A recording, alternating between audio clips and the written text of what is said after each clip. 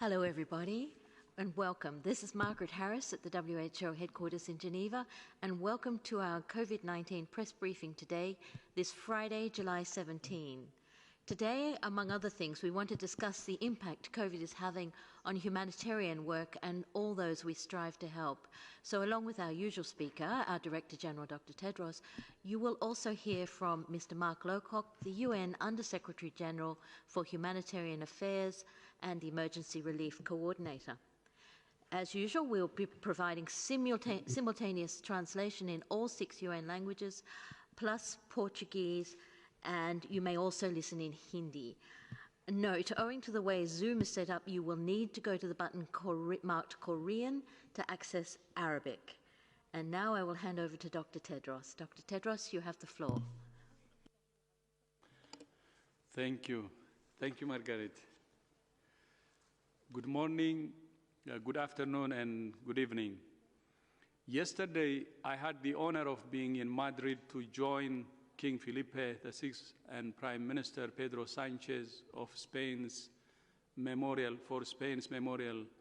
for those who have lost their lives to COVID-19 and for the health workers fighting the pandemic.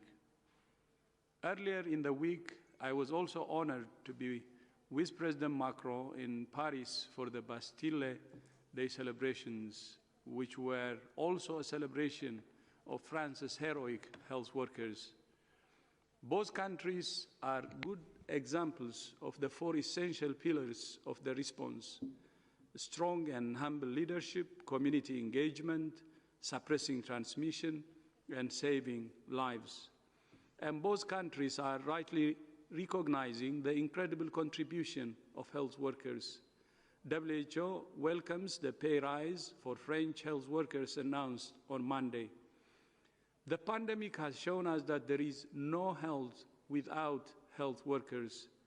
I was especially touched in Madrid yesterday by a speech given by a nurse called Aroa Lopez. I want to read you some of what she said. I quote, "We have given it our all.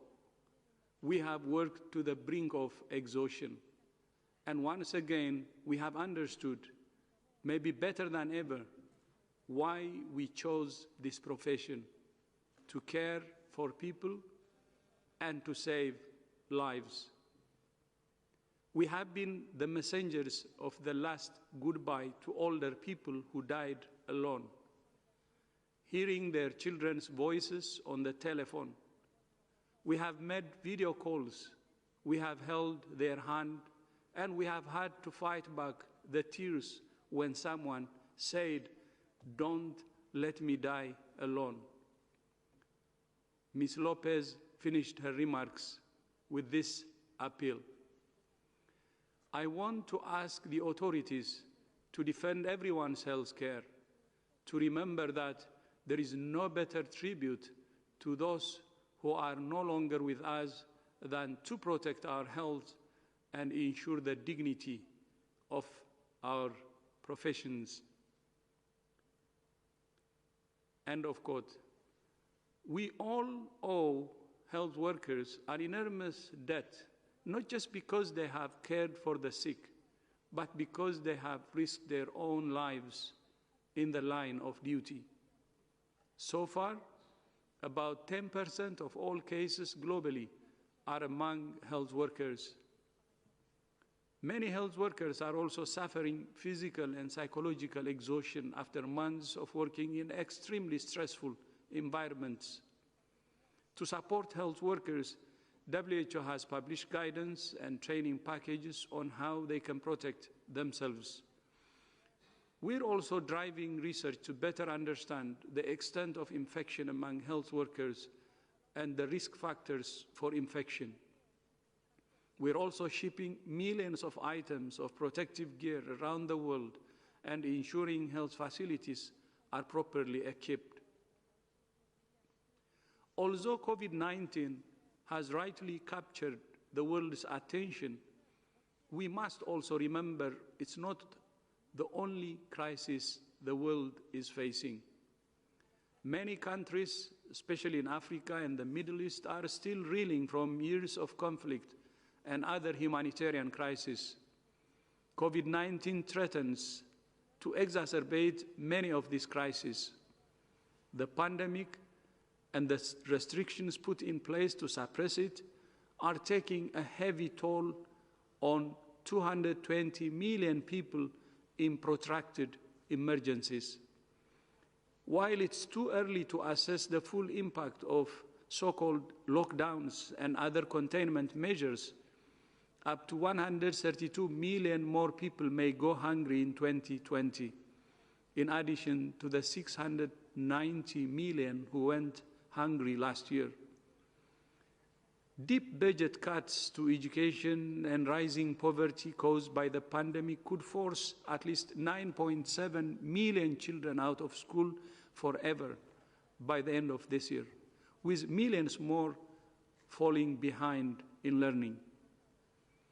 The economic impact of the pandemic in humanitarian settings can aggravate already dire living conditions, more displacement, food shortages, risk of malnutrition, decrease in access to essential services, mental health problems, and so on. The WHO is working through our 150 country offices to support the response to COVID-19, to support the continuity of essential health services, and to engage communities to ensure demand for these services is maintained. It's also vital that as an international community, we use this opportunity not only to respond to the pandemic, but to build health systems that are more resilient and more able to withstand the impact of health emergencies. The pandemic is teaching us that health is not a luxury item. It is the foundation of social, economic, and political stability. 3 months ago, WHO launched its updated strategic preparedness and response plan, which estimates the resources needed to support WHO's work on the pandemic. But we all know that the impacts of the pandemic go far beyond health, and so do the needs, especially for the poorest and most vulnerable countries. That's why the UN launched the Global Humanitarian Response Plan for COVID-19 in March. Today, I'm honored to welcome Mark Lowcock, my friend, the United Nations Under-Secretary General for Humanitarian Affairs and Emergency Relief Coordinator, to present the Global Humanitarian Response Plan update. The Global Humanitarian Response Plan addresses the immediate humanitarian needs caused or exacerbated by COVID-19 in 63 priority countries with existing humanitarian crises. If we fail to address the wider impacts of the pandemic, we risk an even greater crisis than the one brought about by the virus itself. Mark, thank you for joining us today. Over to you.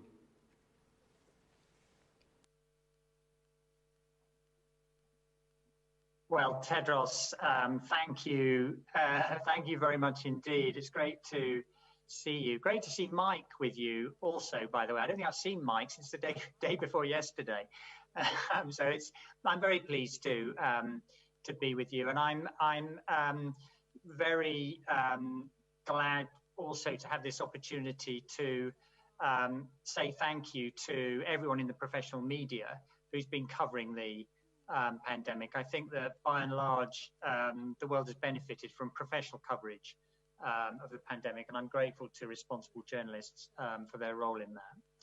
So as Tedros has said, today we published the third version of the UN COVID-19 Global Humanitarian Response Plan. For the first plan in March, we sought $2 billion. The May update was costed at $6.7 billion, and funding the plan we're releasing today will cost $10.3 billion. And you can see that in a way as a metaphor for the explosive impact of the virus. So I will run through the key elements of the plan itself, but first, and perhaps even more importantly, I want to talk a bit about our estimates of the cost of doing nothing in these poor and fragile countries, because COVID-19 and the associated global recession are about to wreak havoc in fragile and low-income countries. And my message today, especially in the run-up to the G20 finance ministers meeting, to them and to other rich nations, is that unless we act now, we should be prepared for a series of human tragedies more brutal and more destructive than any of the direct impacts of the virus itself. Inaction, as Tedros and others have been stating very clearly in recent months, will leave the virus free to circle the globe. It will undo decades of development, and it will create a generation's worth of tragic and exportable problems. But it doesn't have to be like that. This can be fixed with money and leadership from the world's wealthier nations and some fresh thinking. We estimate that the cost of protecting the poorest 10% of the global population from the worst effects of the pandemic and the global recession is about $90 billion. That's less than 1% of the stimulus package wealthy countries have put in place to protect the global economy.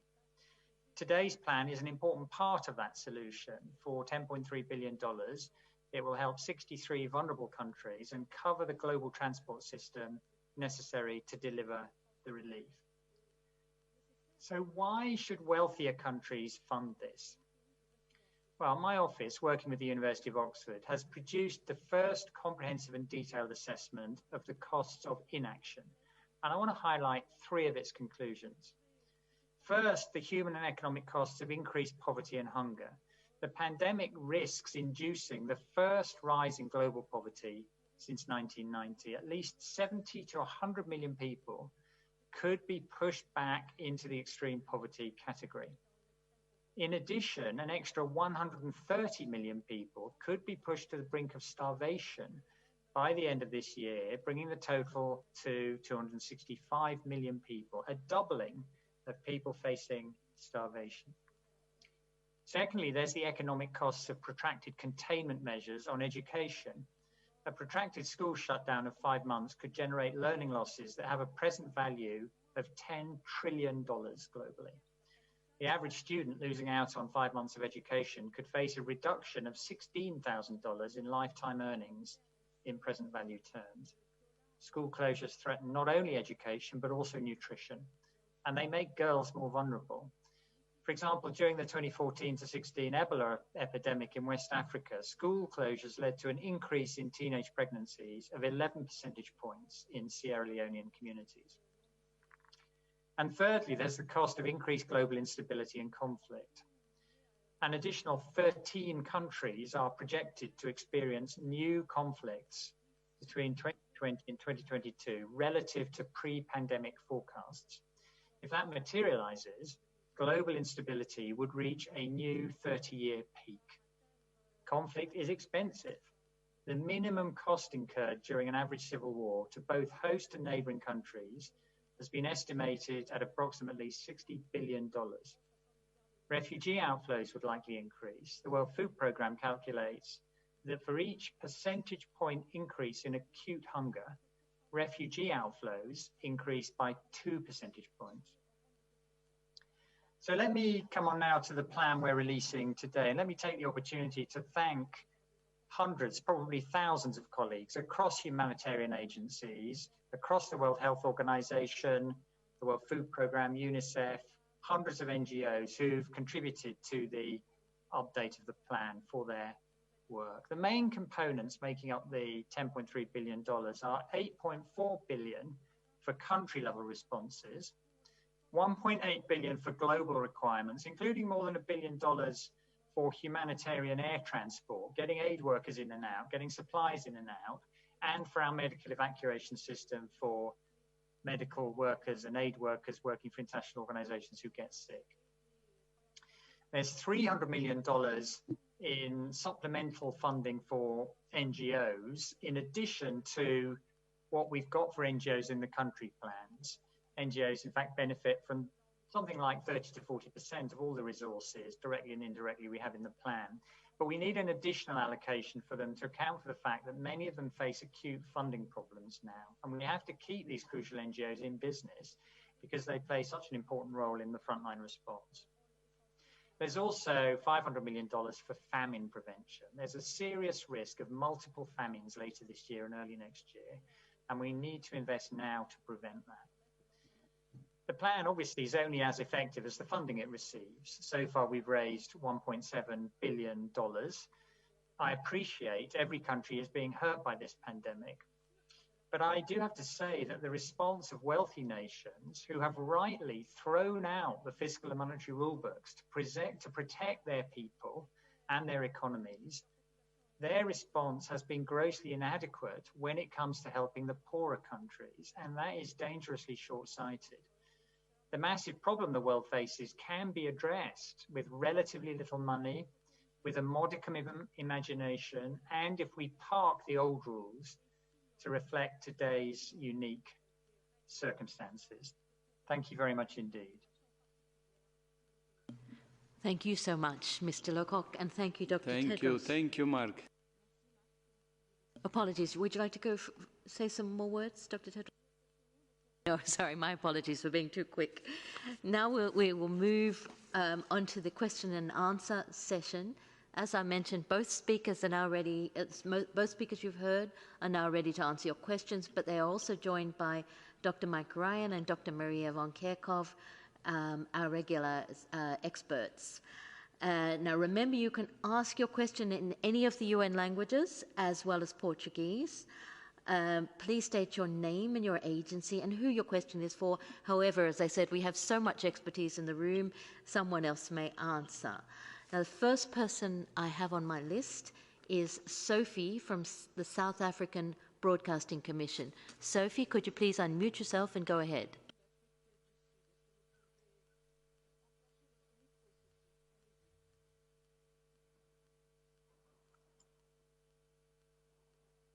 I have on my list is Sophie from the South African Broadcasting Commission. Sophie, could you please unmute yourself and go ahead? Thank you. My question is directed to the WHO Director, Dr. Tedros. Dr. Tedros, tomorrow is Nelson Mandela's Day. I just want to find out your message to the globe or the world during this time where we are dealing with the problem of COVID-19. And on the issue of the impact of this pandemic, I just want to find out, the speaker just pointed out that the wealthy nations must come on board. Are you getting a sense that there is political commitment to assist poorer nations in a true Madiba spirit? Sophie, that question was a bit garbled, but I think you were asking Dr. Tedros and Mr. Lowcock if there is now political commitment to help the nations, the less wealthy nations. Is that correct?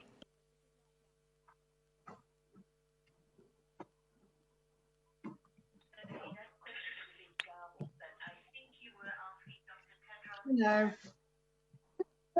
With me. I really want to. I've just got to. In half an hour, I'll be able to. Sophie, we'll get back to you, and we'll go to our next question. I think there's a family. There's a. A piece wasn't made out of cake. Brilliant.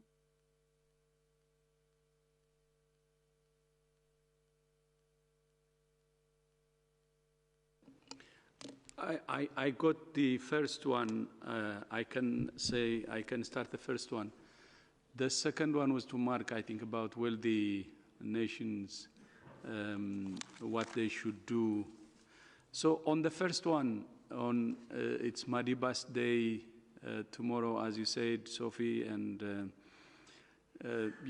something that we can learn from his legacy, especially being in this situation, is what he had said, which I would like to quote: "It always seems impossible until it is done." That's very important, I think, considering what we're confronting with now. It gives hope that we can defeat this pandemic. So I repeat again the quote: "It always seems impossible until it's done." And as we said before, it's never too late. Anything can be turned around, but we have to push on with the courage and commitment that we have learned from Madiba. That's one. And the second one is,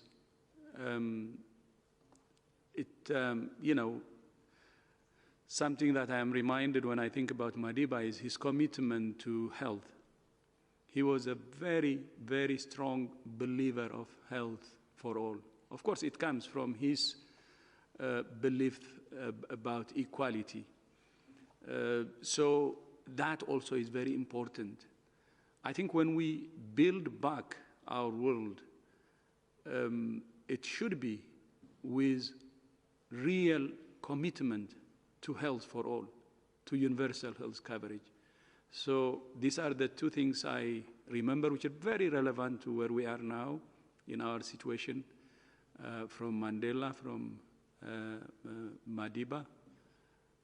And thank you so much, Sophie, for that question. And the second, I'm not sure if Mark had listened, but it's in relation to Mark's statement. Mark, are you there?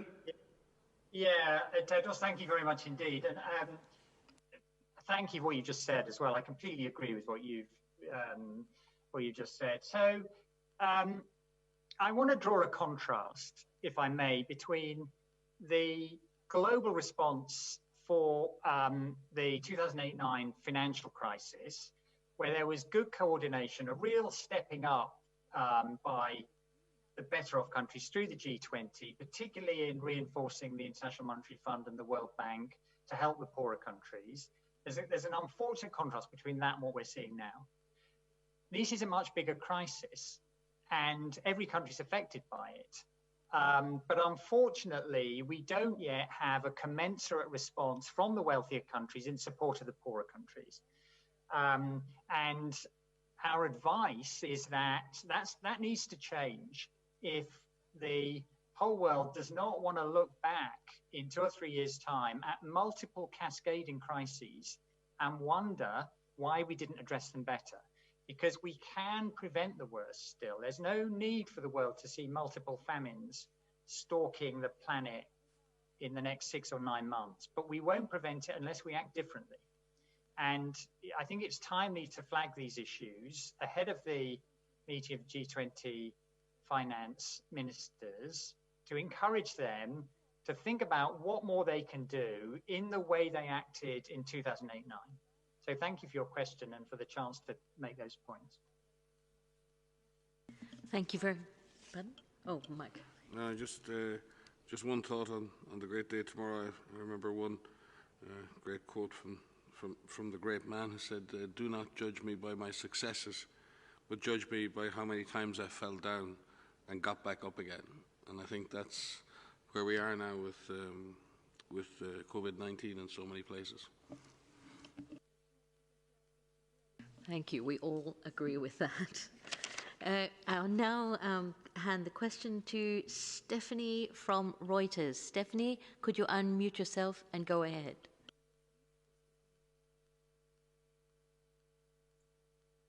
Yes. Hello. Thank you for taking my question. It's regarding an update, please, on the WHO advanced mission that's been in China for a week now. The 2 experts in quarantine, but negotiating terms of access and a plan for the wider mission. Do you expect them to return to Geneva anytime soon? And do you expect a wider WHO-led international mission to still get to China, say in July? Or if you have any other details on its composition as well? Thank you. We're working towards all of those goals. Our advanced team continues to engage with various scientific and health groups and science and technology groups in China. And we're also reaching out now to experts around the world, trying to build and advance a team that can be proposed to go and carry out a later mission to implement research studies and with colleagues in China. It is going to take some time. We're obviously, with the arrival in quarantine of individuals, and working remotely is not the ideal way to work, but we fully respect the risk management procedures that are in place. They're in there for everybody's safety and for everyone's health. I think at this point it's unrealistic, given the timelines and given the logistics, that we would expect a full mission to be going to the fields in July, because just in terms of the timing and in terms of pulling that team together. This is going to be a multinational team with many experts from a number of different countries with a number of different expertises. Bringing that team together and then bringing that team into China to work with Chinese colleagues is going to take, just from purely logistics and health risk management perspective, weeks, not days. So I would not like to put a time of arrival for the team, but we are very pleased with the collaboration on the ground, and we would obviously like to see a concrete plan of action with the remaining gaps and the remaining areas that require further study and elaboration to be clearly elucidated and to be pursued by that team with our colleagues in China in due course. Thank you very much, Dr. Ryan. The next person on the line is Kostas from the Greek television station ERT. Kostas, could you unmute yourself and go ahead, please?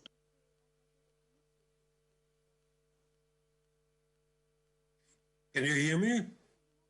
Very clearly. Please go ahead. Thank you for taking my question. You've been talking in recent weeks about how the coronavirus is transmitted through droplets and maybe the air. I would like to ask you if the transmission of the coronavirus can happen in the orophycal way, and under what conditions, and what is your opinion on the use of face shields and no masks that we see in restaurants and cafes? Thank you. So I can start with that question, but I'm sorry, I'm going to go back to Stephanie's question very quickly, because I was just thinking of how she asked the question, where she said, if we are negotiating terms of access. And I just wanted to touch upon that to say that what's happening right now is a discussion between our WHO colleagues and our Chinese counterparts in terms of learning about what studies have been done, what studies need to be done in that collaborative fashion. So I just wanted to touch upon that. Going to Kostas's question about routes of transmission or transmission, thank you for bringing this question up. We get a lot of questions about transmission, and people focus on either droplets, or they focus on aerosols, or they focus on fecal oral, or they focus on lots of different modes. But I think what we really need to be thinking about, and Mike, you may want to touch upon this, we need to think about not only how the virus transmits in terms of whether it's these respiratory droplets or aerosols or fecal oral, but when it transmits in terms of the course of the infection from an individual and where transmission occurs. And that means the setting in which the virus has an opportunity to pass from an infected person to another individual. And that we need to take into consideration the context, the intensity of that contact, and the duration of that contact. And I think we need to start thinking of it in that way, because there are so many different ways in which we can minimize our risk, and in many situations prevent transmission from moving from one infected individual to another. With regard specifically to the fecal oral, there are some studies that are looking at sampling stool in infected patients, and many of those have found RNA fragments through PCR testing, not viable virus or infectious virus, but fragments of the material, of the genetic material of the virus itself. And there are a lot of people that are looking at the possibility of a fecal oral transmission. We haven't seen that demonstrated, but it is something that scientists are looking at. But again, just to reiterate that even though we find RNA in stool samples, it doesn't mean that that is infectious, and it doesn't mean that someone can transmit between the infected stool to another individual. Thank you very much, Dr. Van Kerkhove. Dr. Ryan's got something to add. No, just again, back to the general message from Maria, which I think is important again. It is really important that we continue to pursue all of the knowledge regarding the various potential modes of transmission of this virus, so that we can continue to adapt the various control measures. But we also always need to ask ourselves, what does this mean in our daily lives? What does this mean for our day-to-day ability to protect ourselves and protect our families? And I think within this, we need to continually reflect on the settings that we put ourselves in, the situations and the context. Danger is all about context. It's all situational. And being situationally aware, having situational awareness. Where am I? What group am I in? Is this a safe environment for me, for my children, for my family? Can I reduce the risk of this environment? So it's all about the setting. It is about the duration you spend in that setting, and it's about the intensity of the activities that you participate in that setting. And with you get into a particular setting, a very overcrowded situation in an indoor environment, then effectively all bets are off, because so many of the modes of transmission come into play. The aerosol route, the airborne route, the fomite or contamination route. So the more close you are to other people, the more you are inside, the more the activity is intense or involves very close social contact, the more that multiple modes of transmission come into play. So in that sense, it is about you understanding your risk. It is about you managing that risk and being aware of the situation that you find yourself in personally, and reducing that risk for you, for your family, for your children, and for your community. It is important, as I've said previously, that governments communicate those risks very, very carefully, and it is also important that providers, authorities and others ensure that those environments are as safe as possible and that the risks are also managed. And we don't know what the perfect combination is of interventions, but what we do know is if individuals and communities are very aware of those risks, very aware of the virus transmission in the area, if the authorities are taking action to ensure that people are safe in schools, safe in restaurants, safe in buildings, and if all of that comes together in an organised and understandable way for communities, in the main, those countries, those areas control this virus. So it's not one thing. It's not just about the issue of masks, or it's not just about the issue of hand washing. It's not just about the issue of lockdowns or stay-at-home orders or any. It is a combination of measures in which the community, in partnership with each other and in partnership with the authorities, come to a sustainable way of controlling and suppressing the transmission of the virus and living with the virus in a way that normal human activity can resume in a successful way. I think it's very important then that science continues to further understand the dynamics of human transmission to see if any adjustments need to be made to those measures. Thank you very much, Dr. Ryan. So we now have a question from Antonio from the Spanish news agency EFE. Antonio, please go ahead, unmute yourself and please go ahead.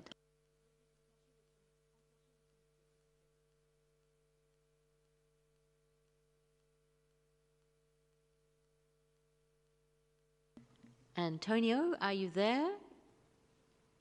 I think we have... Yes. Oh, you're there. Okay, please go ahead. Sorry. Okay. I will make my question in Spanish. Me ha llamado la atención en el discurso del señor Lowcock que ha mencionado que hay 13 países en riesgo de conflicto hasta 2022 si no se toman medidas. Me gustaría saber cuáles son esos 13 países y qué tipo de conflictos afrontan. Conflictos por los recursos, si tiene algo más de información, porque me ha llamado la atención que sea un número tan concreto.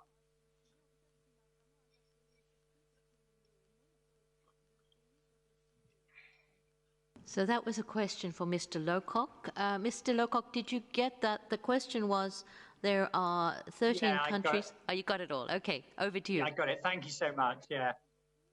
Well, what we will do is we will send you, there's quite a lot of detail about this, so we'll send you some detail in paper following on. But the basic point to understand is that these huge economic and social pressures that people are facing and the decline in availability of basic services, health services, and so on, add to the fragility and the stresses and the drivers of conflict.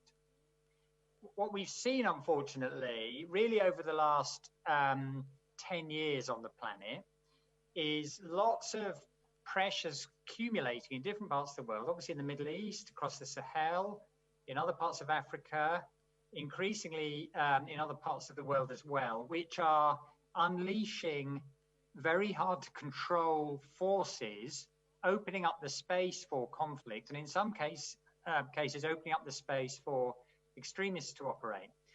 Conflicts all have causes, they have origins, and often those origins are in part economic or resource-based.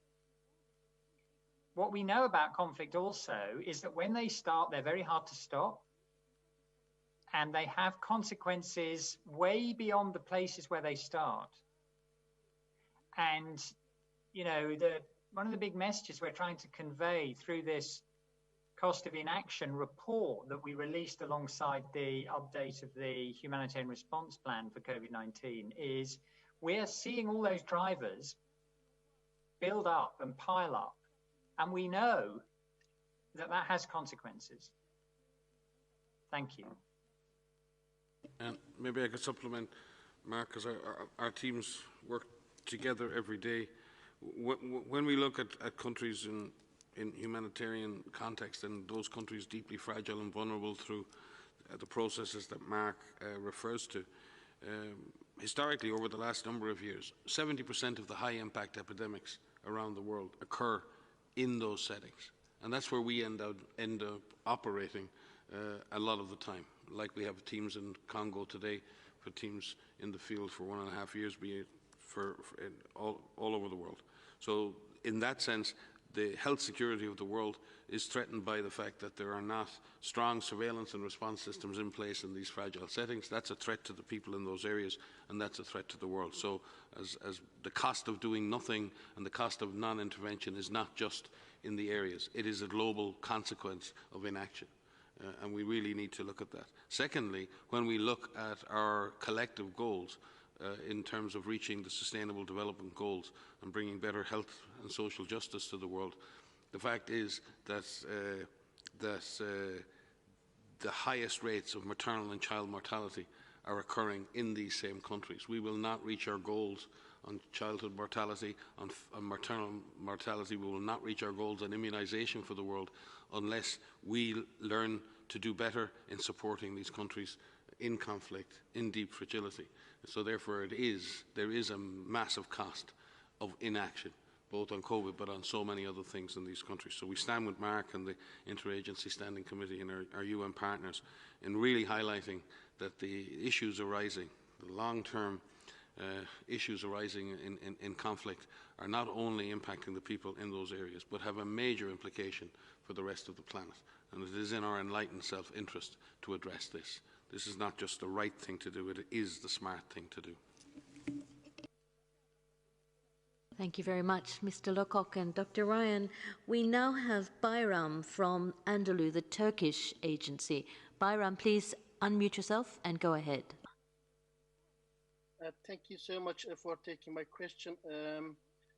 We keep on hearing different reports about whether or not people can be reinfected with COVID-19 after getting the virus and then being cured. What is the WHO's current assessment of this? Thank you so much. Thank you for the question. Yes, this is an important question that we've been asked quite a lot lately in terms of if someone can be reinfected with COVID-19. So what we understand, this is an area of active research by scientists all over the world, clinicians all over the world. What we understand from people who are infected with the SARS-CoV-2 virus, the virus that causes COVID-19, is that they will develop an immune response. They will develop antibodies, neutralizing antibodies, and an immune response that will provide some protection against reinfection. What we don't know right now is how strong that protection is and for how long that protection will last. And we need answers to those questions to be able to determine if someone can be reinfected after that immunity wears off. So this is an area of active research for the specific SARS-CoV-2 virus. We do have some answers for other coronaviruses, the MERS coronavirus and the SARS-CoV-1 coronavirus, which emerged in 2003, indicating that people have an immunity that lasts over 12 months or so and maybe even longer. And we have some results from the human coronaviruses, the common cold coronaviruses that circulate the globe regularly, and your protection lasts a lot shorter than that. So we don't have a complete answer, but it is an area of active research, and I should say an active collaborative research all over the world. Thank you very much, Dr. Van Kerkhoff and Dr. Ryan. Now we have a question from Bianca from Globo in Brazil. Bianca, please go ahead. Unmute yourself and please go ahead. Hi, Margaret. Can you hear me? Very well, Bianca. Please go ahead. Many thanks for your attention, for taking my question. Journalist from Globo News and Globo TV, Brazil. I know that Brazil is between the 63 countries that Mark Lowcock mentioned, where people need humanitarian assistance. So I would like to hear from Mark, how concerned are you, Mark, with the situation there in Brazil? And from Dr. Tedros or Dr. Ryan, if they can give us an updated general view of the challenge Brazil is facing now with more than 2 million cases. Thanks a lot. Okay, this one's for Mr. Lowcock. So we'll go to Mr. Lowcock first, and then we've got some things to say in the room too. Well, thank you very much. The main activity of the humanitarian agencies, which I coordinate in Brazil, relates to support for Brazil in the way they are helping people who've left Venezuela. And Brazil, like Colombia, Peru, Ecuador, a range of other countries, is taking a large burden of helping support millions of Venezuelans who, for reasons everyone's familiar with, have in recent years left their country. Now, it's probably important for me also to say that we recognize that Brazil itself has a very substantial problem. And I know that Tedros and Mike will talk about WHO's perspective on that and the support and so on. But what the humanitarian agencies do is focus their effort on the very poorest countries.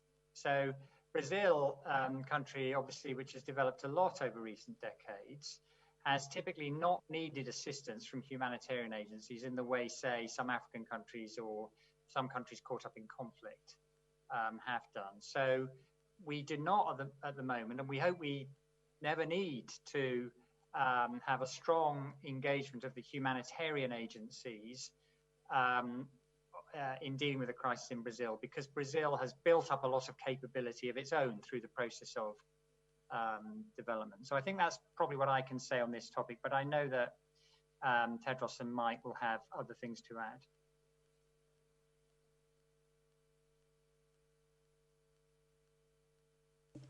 Yeah, I can make some general points. Again, the number of daily cases has stabilized between 40 and about 45,000. So we're not seeing the daily increases that we've seen possibly through the month of April and May. We saw very high rate of increase, and coming then into mid-June and into July, we see that plateau occurring. But what's not happening yet is that disease has not turned and is not heading down the mountain. So from that perspective, the numbers have stabilized, but what they haven't done is started to fall in a systematic day-by-day way. So Brazil is still in the middle of this, still very much in the middle of this fight. The last 24 hours, I think over 45,000 cases with 1,322 deaths. Overall, about 11% of cases, more than 1 in 10 cases in Brazil is a healthcare worker, which is in itself a tragedy, and Dr. Tedros referred to that similar situation in Spain. So our health workers are paying the heaviest price.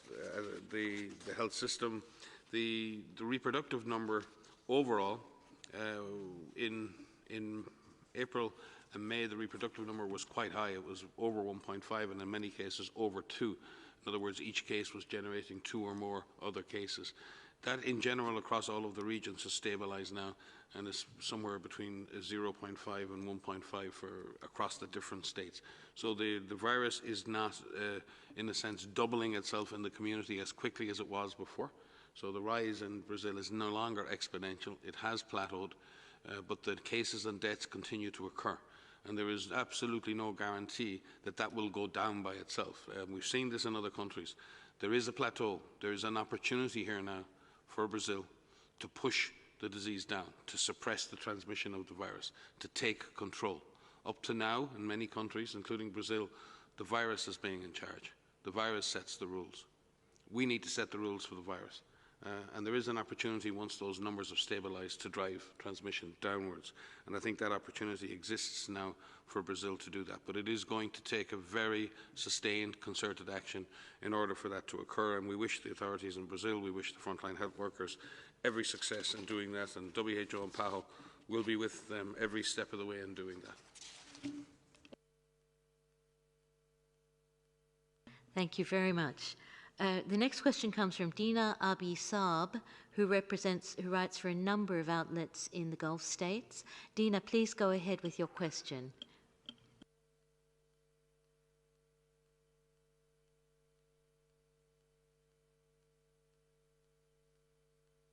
Dina, can you unmute yourself, please, and ask your question? We can't hear you.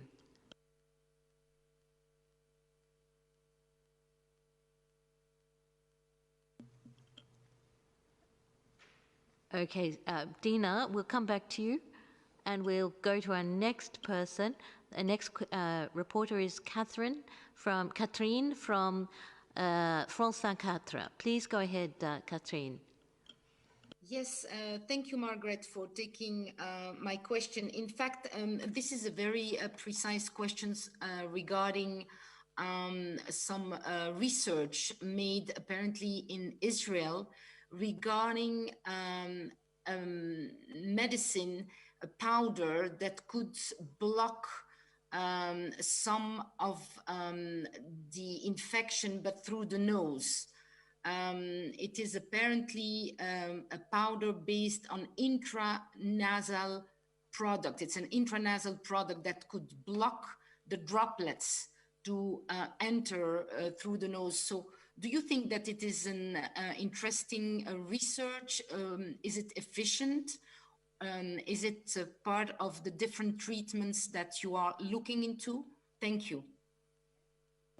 I think we need, I'm not personally aware of such a product in Israel, and we'd certainly need a lot more information before we could make any comment. But what have been developed in the past, and there are a number of the nasal pathway, and many of us use nasal products in the winter when people have colds or flus, and we can inhale certain products to relieve symptoms. So there's a difference here between symptom relief and treatment of a case or prevention of a case. And there are lots of products out there that are intranasal that allow people to achieve relief when they have colds and flus. And I'm sure many people are using them during the era of COVID. There are various other therapeutic products that can be delivered through the intranasal route. And I know some companies, for example, I know that the company Gilead is currently trying to develop an intranasal or an inhaled version of its drug. And I know also on the vaccine development front that there are vaccines currently being under development that may also be delivered through the nasal route. So there are potentially promising intranasal solutions. But in a sense, we have to decide if drugs or vaccines are best delivered by oral, by injection, or by inhalation or by intranasal route. But certainly I'm not aware of any particular powder or any particular medicine from Israel, and we would need more information before making a specific comment on that. Maria, I don't know if you have any. Thank you very much, Dr. Ryan. We now have Michael from CNN. Michael, please unmute yourself and go ahead. Good morning from British Columbia. Can you hear me? Very well. Welcome to Geneva. Okay. Thank you for taking my question. Question for Mark, if I can. And Mark, I have to salute the work of Aisha and your colleagues. I've watched them work up closely as a UN worker and as a journalist. So you have some of the best in emergencies. My question is the following, and I think it overlaps with an earlier one a bit. But it seems to a lot of us tracking this that conflicts are not only lasting longer, they are more lethal. And I know today, for example, is the 6th anniversary of the downing of MH17 in eastern Ukraine. And that conflict has lasted 6 years, killed more than 14,000, displaced millions. But why is that danger factor, that lethal factor, much, much bigger these days than before? Thank you very much.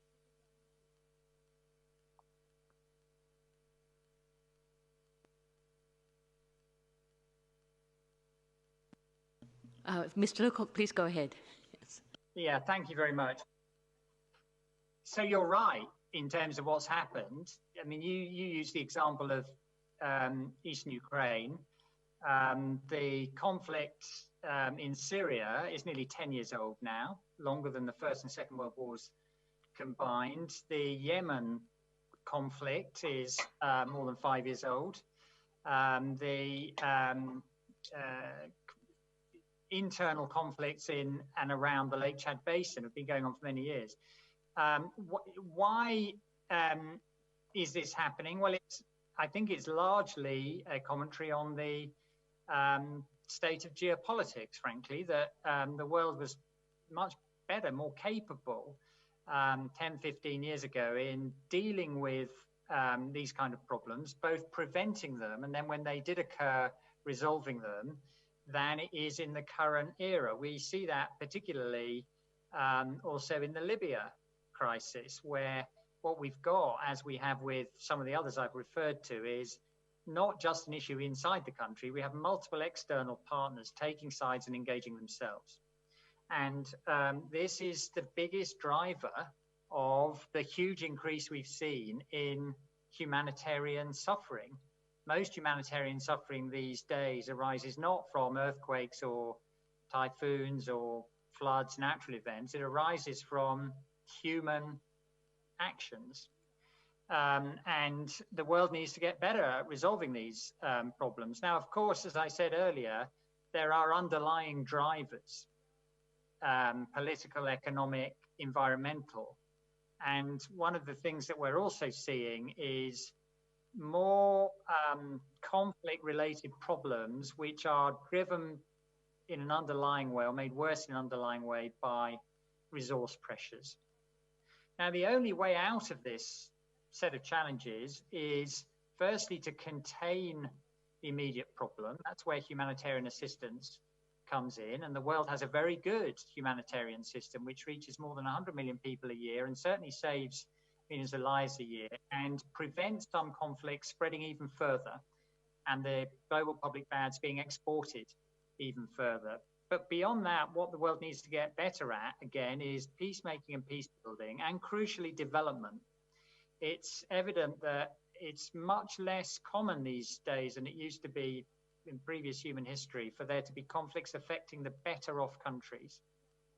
So the path out of this little period we're in, unhappily globally at the moment, is very fundamentally related to development, and especially the achievement of the Sustainable Development Goals. In the meantime, the humanitarian agencies need to be supported to relieve the suffering of those people who, through no fault of their own, are caught up in crises and avoid them spreading further. Thank you. Thank you very much, Mr. Lecoq. Do we have anyone in the room who wants to add? So our next question comes from Peter from European News Agency. Peter, can you unmute yourself and go ahead? Okay. Can you hear me now? Hear you very well, Peter. Please go ahead. My question is addressed more in general because several studies have already indicated that antibodies become inactive. There are studies in Belgium and in Spain that have already indicated that the antibodies leave the bloodstream within a matter of months. So that also would imply that the herd immunity and the T-cell immunity is unlikely to work. That's a bit scary. So why shouldn't we not address our narrative a bit more towards informing public that this pandemic is going to take us at least 2 to 3 years down the road? And what would the WHO do in order to bridge this period from now until there is a vaccine, which is unlikely going to be there before 2023? Thank you. So thank you for the question. I'll start, and I'm sure others would like to add here. So you have a number of questions in your question that you posed to us in your statement here. There are a number of studies right now that are looking at the antibody response, whether this is a neutralizing antibody or whether it's a T-cell response. That's not the same type of antibody response. The data that we have is very preliminary. We mentioned the other day that there's 3 studies that are available. There are many studies in preprint, which means they have not gone through peer-reviewed publication, and there are hundreds, literally hundreds of other studies that are underway that are looking at the antibody response, whether it's neutralizing antibodies or T-cell response, a cellular response, among different individuals.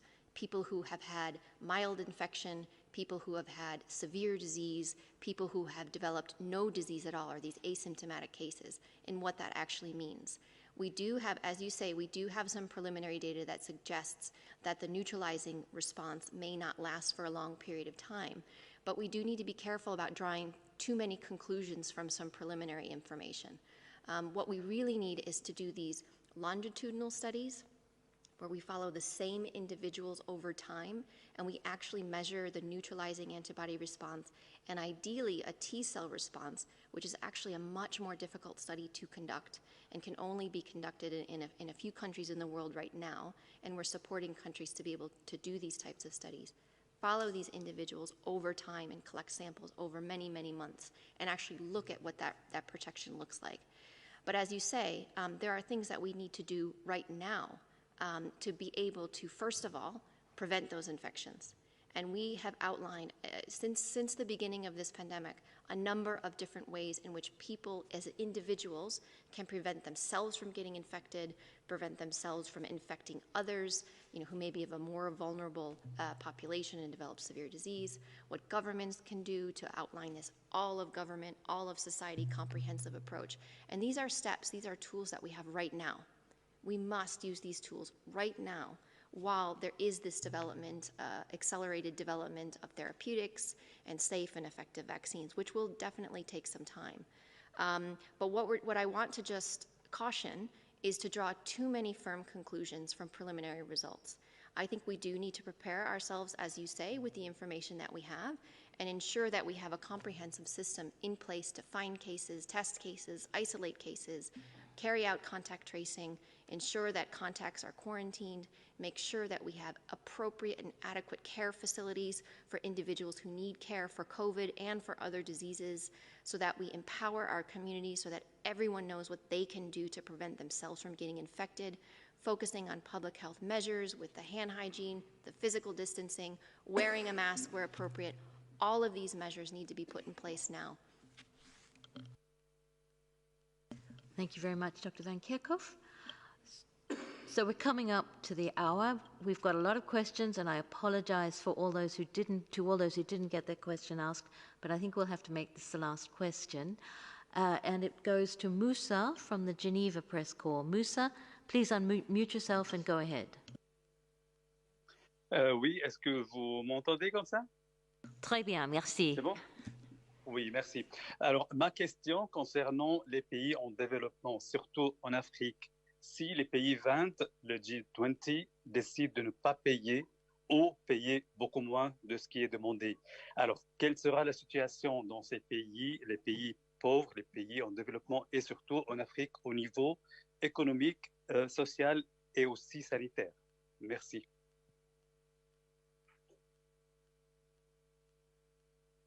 I think that's a question for Mr. Lowcock. Well, thank you very much indeed.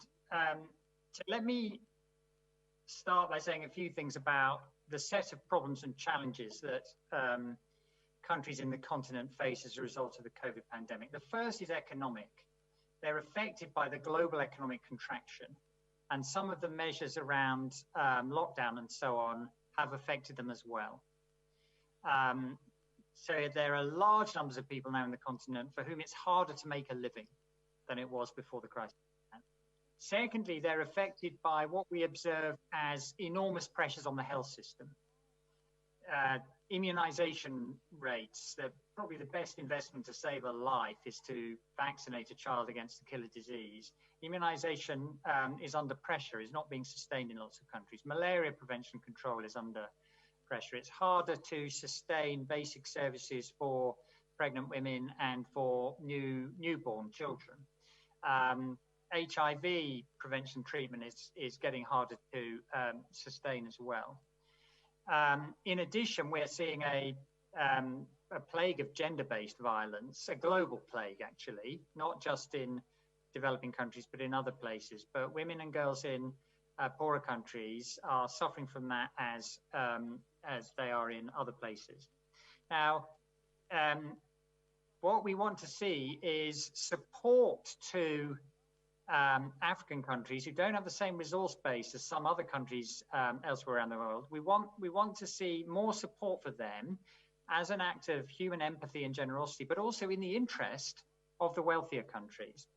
And we have seen some generous funding for our humanitarian response plan for COVID-19. As I said earlier, we've raised $1.7 billion so far, but we need to raise a lot more. And the basic problem we have at the moment on the humanitarian side is needs are growing very dramatically. I think there'll be a need for $40 billion worth of assistance to protect 250 million people from humanitarian crisis this year.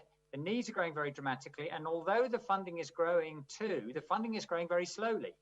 So the gap between the need and the funding is growing. But we're also seeing another compounding problem, which is that more countries are coming under economic stress and are being dragged down into the category of that countries which has humanitarian caseloads and people who can't survive without help. And that's where I really think the G20 need to step up to resource the international financial institutions, the IMF and the World Bank and other institutions better to help avoid a situation where more and more countries come into these acute levels of crisis and the rules get changed on the basis of which the international financial institutions support those countries. So the money moves faster, more efficiently, but crucially, most of all, to the countries with the biggest problem. Thank you. Thank you very much, Mr. Lowcock. And Dr. Ryan's got something to add. No, just to support what Mark has said, and in the particular context of COVID-19, many countries are really taking a huge impact on the humanitarian front, on the development front, on the health systems front. And this causing huge strain on overseas aid. ODA and donors who would traditionally be supporting development and health systems are strained by that because governments are also trying to take care of crisis at home. So equally, humanitarian donors in the same situation. And I think while trying to sustain overseas development assistance and aid and humanitarian intervention, I think we also need to accept that supporting countries for COVID-19 in humanitarian settings or in fragility, or supporting humanitarian response in general in those settings, it's not just a humanitarian issue. It's not just an interrupted development issue. It is now globally about continued economic prosperity on this planet, because unless and until COVID-19 is controlled everywhere, it is a risk everywhere. And it will continue to threaten the world economically. It will continue to threaten the world politically until we get rid of this virus or bring it under sustained control. Therefore, we cannot ignore the fact that over 2 billion people live in contexts of poverty, exclusion, fragility, and extreme vulnerability. It is not purely a development or humanitarian issue, and neither is it purely an economic issue. It is an issue of global security. It is about global health security, but ultimately, if not managed, and if these contexts are not stabilised and managed, they themselves will worsen conflict and will drive further instability. And I think it's time, and Mark has laid this out very, very clearly in the documents that he and his teams have produced. This is much more than a development and a humanitarian issue, and the world needs to wake up to that reality if we want to effectively deal with COVID-19 going forward. Do you want to see anything? Thank you very much, Dr. Ryan. Okay, I will now close proceedings, but Dr. Tedros has something to say. I will first apologize for some of the problems with the sound and with this live streaming on social media, but we'll make sure that we we will post it all on the web, and we'll send you the links, and we'll also provide the transcript. Now I'll hand over to Dr. Tedros to close proceedings. Thank you. Thank you, Margaret. At the beginning of today's briefing, I quote the remarks made yesterday by the Spanish nurse Aroa Lopez. One of the other speakers at yesterday's memorial was Fernando Hernandez Calleja, who lost his brother to COVID-19. I want to finish by quoting him. This is what he said. More than kindness, more than love, compassion is the emotion that most makes us human. Compassion allows us to understand the pain of others, their thwarted aspirations, their sadness. That's why I'm asking today for your compassion. I want to echo Fernando's call to the whole world. More than anything, we're asking for your compassion. This pandemic can only be defeated when we unite and through compassion. Thank you, and have a nice weekend. And thanks, Mark, also for joining us today. Thank you, and all those online for joining. Thank you so much. Have a nice weekend.